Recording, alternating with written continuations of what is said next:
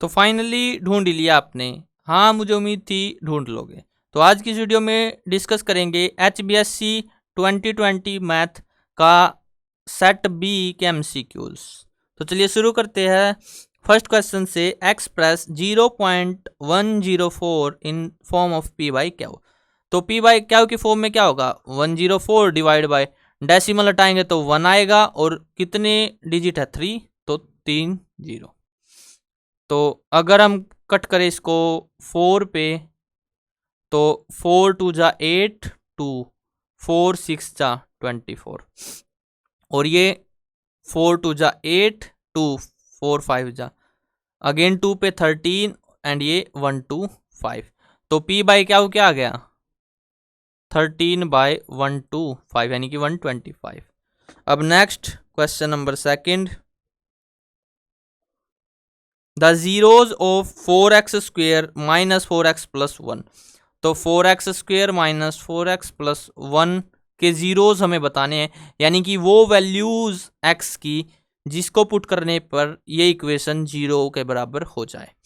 तो हमें सम of roots कितना चाहिए, -4, और प्रोडक्ट ऑफ रूट्स या फिर प्रोडक्ट ऑफ फैक्टर्स क्या चाहिए हमें, 4 इंटू 1 यानी कि 4। तो प्रोडक्ट 4 चाहिए और सम -4 चाहिए, ऐसे दो नंबर बताओ आप। तो देखो 4 के फैक्टर्स क्या होंगे, 2 इंटू 2, और सम -4 चाहिए, तो यानी कि -2 और -2, दोनों का सम कितना आएगा, -4, और दोनों का प्रोडक्ट 4। तो हम लिख सकते हैं 4x square -2x plus 1 is equal to 0। 2x common, 2x -1, यहाँ से इन दोनों में से -1 कॉमन, तो 2x -1 0। तो 2x -1 again 2x -1 is equal to 0। तो अगर कंपेयर करेंगे 0 से, तो 2x -1 is equal to 0, x is equal to 1/2। तो 1/2 क्या आ गए इसके फैक्टर्स, या फिर जीरोज आ गई इसकी। और यहाँ पे जो फोर्थ चैप्टर है उसमें आपको बताया गया है क्या, कि इक्वल रूट्स कब होंगे, जब बी स्क्वेयर -4ac बराबर हो 0। और यहाँ पे आप करके देखोगे तो बी स्क्वेयर -4 का स्क्वेयर 16, -4 इंटू 4 16, कट के क्या आ जाएगा, 0 आ जाएगा। इसीलिए ये क्या आए हैं, इक्वल रूट्स आए हैं। अब next question number 3। Solve x - 3 is 3 and x/3 plus y/2 is 6। तो देखो हमारे पास x - y कितना है, 3, और अगर हम इन कैल्शियम ले ले तो एलसीएम कितना आ जाएगा, 6, 3 2 जा 6 यानी कि 2x, प्लस 2 3 जा यानी कि 3y इज इक्वल टू 6। इस 6 को इस तरफ ले जाते हैं तो क्या आ जाएगा, 2x plus 3y is equal to 36। अब अगर मैं फर्स्ट इक्वेशन की मल्टीप्लाई कर दूँ 3 से, मल्टीप्लाई इक्वेशन बाय 3, अगर 3 से मल्टीप्लाई करेंगे तो ये क्या आ जाएगा, 3x - 3y is equal to 9। अगर दोनों को ऐड करेंगे तो ये कैंसल, तो 2 और 3 5x बराबर 36 प्लस 9 45। तो यहाँ से x कितना आ गया, x आ गया 9, और अगर x 9 रखेंगे तो y कितना आ जाएगा, 9 में से क्या सब्ट्रैक्ट करें कि 3 आ जाए, तो आप कहोगे सर 6 कर दो सब्ट्रैक्ट, तो x 9 और y 6। अब next question number 4, which one is an AP. तो हमें बताना है कौन सा अर्थमेटिक प्रोग्रेशन में है, 1 2 4। तो अर्थमेटिक में क्या होता है कि जो कॉमन डिफरेंस है वो सेम होता है, यानी कि यहाँ पे डिफरेंस 1, यहाँ पे कितना है 2, यहाँ पे कितना है 4, यानी कि ये अर्थमेटिक एपी नहीं है। अगेन 5 और 3 8, 8 और 3 11 होता है, यानी कि 3 नहीं 4 का डिफरेंस है, और 12 और 3 15, यानी कि कॉमन डिफरेंस सेम नहीं, तो ये भी एपी नहीं। 3 और 3 6 और 3 9, 3 12, तो यस थर्ड क्या है एपी में, क्योंकि कॉमन डिफरेंस क्या है इनका, सेम। अब next fifth, find the 12th term of an AP, 7 10 13 16। तो हमें 12th टर्म बतानी है, यानी कि A12। तो A12 क्या होगा, A plus 12 minus 1 into D, यानी कि AN हमारे पास होता है A plus N minus 1 into D. तो इससे A12 क्या आ जाएगा, A प्लस 11D। A कितना है 7, और D कितना है, A2 में 7 घटाएंगे यानी कि 10 में से 7 गया 3, तो 11 तिया 33, 33 और 7 40। यानी कि 12th टर्म के आगे हमारे पास 40। अब नेक्स्ट क्वेश्चन नंबर 6।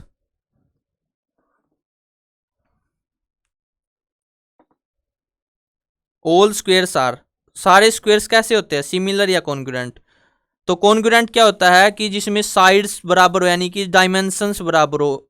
इस स्क्वेयर का एरिया, लेट्स से अगर ये स्क्वेयर है तो इस स्क्वेयर के एरिया के बराबर हो। क्या सभी स्क्वेयर्स का एरिया समान होता है या फिर सभी स्क्वेयर्स की लेंथ बराबर होती है, तो आप कहोगे नहीं, तो ये कॉन्ग्रुएंट नहीं है, ये क्या है, सिमिलर है। यानी कि कुछ रेशो में हो सकते हैं ये। लेट्स से अगर इसकी साइड ए है स्क्वेयर की, तो इसकी 1.5 हो सकती है साइड, या फिर 2a हो सकती है, या फिर 3a, कुछ भी हो सकती है। जरूरी तो नहीं कि ये a ही हो, अदर पॉसिबिलिटीज भी है, इसीलिए क्या होंगे, ऑल स्क्वेयर्स आर सिमिलर। अब next question number 7। Sides of two similar triangles are in ratio 3:5। देखो सिमिलर में क्या होते हैं, कुछ रेशो में होते हैं, जरूरी नहीं कि वो बराबर हो। तो ये अगर रेशो कुछ भी हो तो ये क्या हो गए, सिमिलर। तो सिमिलर में 3:5 है, तो एरियाज का रेशो क्या होगा, तो एरियाज का रेशो, अगर साइड्स ए रेशो बी में है तो एरियाज का होता है ए स्क्वेयर रेशो बी स्क्वेयर।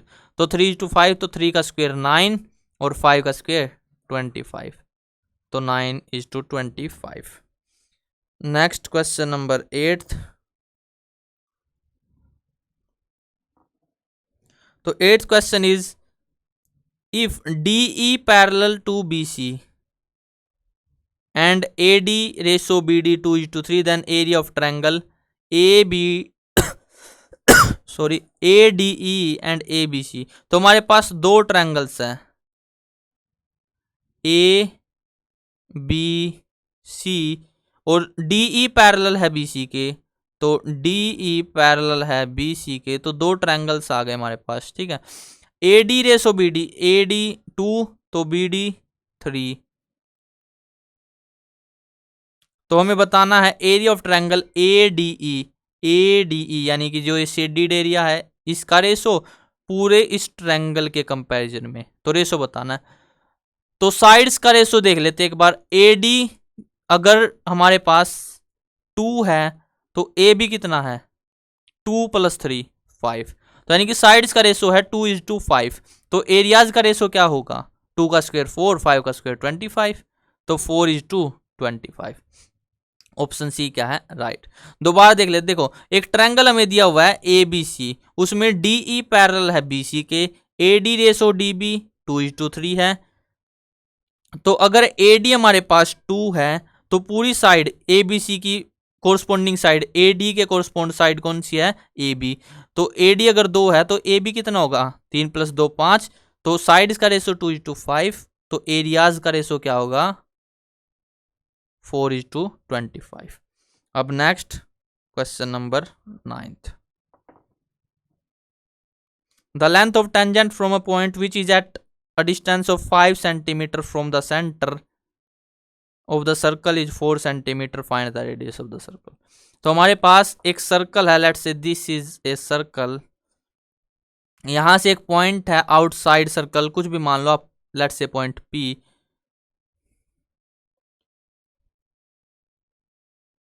ये हमारे पास O, ये Q और ये P। तो length of tangent from a point which is at a distance of 5 cm, जो लेंथ है टेंजेंट की फ्रॉम अ पॉइंट, जो डिस्टेंस 5 cm है सेंटर से, यानी कि सेंटर से ये पॉइंट 5 cm है और इसकी लेंथ है टेंजेंट की 4 cm। Then we have to find radius of the circle. Simple Pythagoras theorem लगेगी, क्योंकि जो टेंजेंट और रेडियस है वो राइट एंगल पे होती है, तो ट्रिपलेट क्या होगा, 3 4 5, यानी कि रेडियस कितनी आ गई, 3। अब पाइथागोरस थ्योरम तो आपको पता ही होगा, P² + B² बराबर है H² के, ये तो बताने की जरूरत है नहीं। अब next question number 10th। Find the distance between the points -5,7 and -1,3। तो डिस्टेंस बिटवीन पॉइंट्स किस फॉर्मूले से निकलता है, x2 - x1 का whole square plus y2 - y1 का होल स्क्वायर।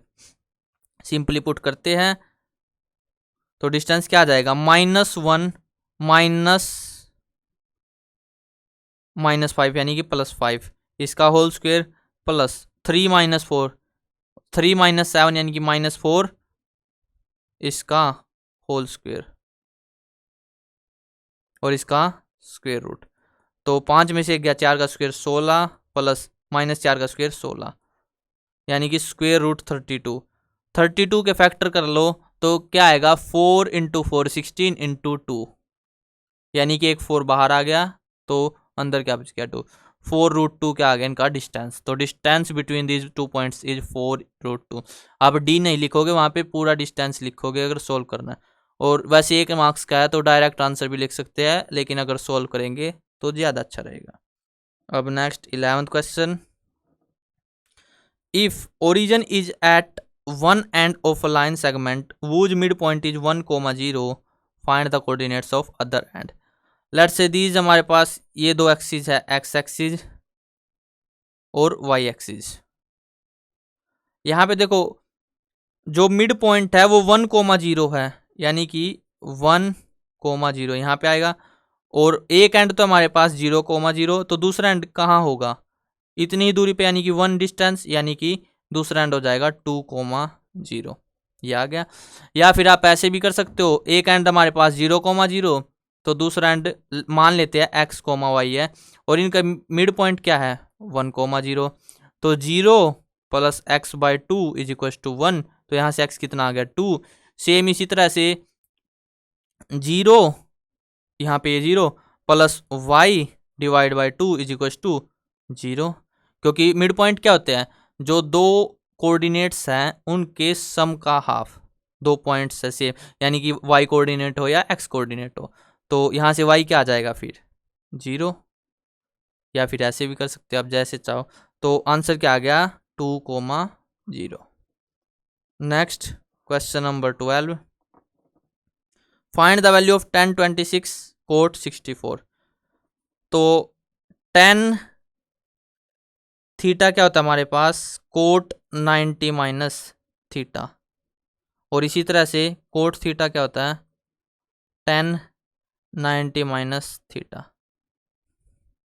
तो आप एक को चेंज कर लो, लेट्स से tan 26 क्या हो जाएगा, कोट 90 - 26, तो 90 में 26 सब्ट्रैक्ट करेंगे तो क्या आ जाएगा 64। तो कोट 64 आ गया ऊपर भी और कोट 64 आ गया नीचे, कैंसिल होके क्या आया 1। कई स्टूडेंट्स इसको 0 लिख देते हैं, 0 नहीं आता, यहाँ पे a/a क्या होता है 1 आता है, तो ये याद रखना, तो ये 1 आ गया। अब next question number 13, sin a 3/4 tan a बताना है हमें क्या होगा। तो ये राइट एंगल ट्रायंगल बना लिया, लेट से ABC, वैसे आपको नामकरण इसके नेमिंग की जरूरत नहीं है। देखो साइन ए यानी कि हम यहाँ पे ए ले लेते हैं, यहाँ पे सी ले लेते हैं। तो साइन क्या होता है, परपेंडिकुलर अपॉन हाइपोटेन्यूज। परपेंडिकुलर है 3, हाइपोटेन्यूज है 4, तो बेस कितना आ जाएगा, बेस आ जाएगा 4 का स्क्वायर 16 -3 का स्क्वायर 9 और इसका स्क्वायर रूट, यानी कि स्क्वायर रूट 7 आएगा बेस। अब tan a निकालना है, तो tan a क्या होगा, परपेंडिकुलर अपॉन बेस, क्योंकि पंडित बद्री प्रसाद हर हर बोले, तो लास्ट में 10 p/b। तो परपेंडिकुलर कितना है 3 और बेस कितना है स्क्वायर रूट 7, तो 3/√7 क्या आ गया इसका answer. Next question number 14, if the area of sector of a circle find the area of sector of circle with radius 6 if angle of sector is 60। यानी कि ये हमारे पास एक सर्कल मान लेते हैं, तो हमें एरिया बताना है इस सेक्टर का जिसमें एंगल बना रहा है 60 डिग्री और जो रेडियस है वो है 6 सेंटीमीटर। तो आपको एरिया ऑफ अ सेक्टर इसका फॉर्मूला पता होना चाहिए, θ/360 इंटू एरिया ऑफ सर्कल यानी कि πr²। थीटा कितना है 60 / 360 इंटू पाई, आर कितना है 6 × 6, 10 से 10 कैंसिल, 6 6 जा, 6 से 6 कैंसिल, तो 6 पाई सेंटीमीटर स्क्वायर क्या आ गया, एरिया आ गया इस सेक्टर का। चाहो तो आप पाई की वैल्यू भी सब्स्टिट्यूट कर सकते हो। अब next 15th question,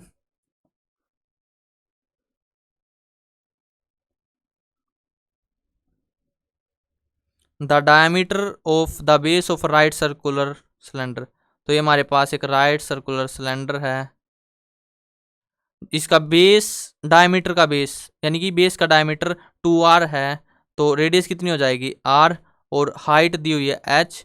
total surface area, तो मैं आपको बता देता हूँ, सबसे पहले कवर्ड सरफेस एरिया, फिर टोटल सरफेस एरिया, और फिर वॉल्यूम, तीनों ही बता देते हैं आपको।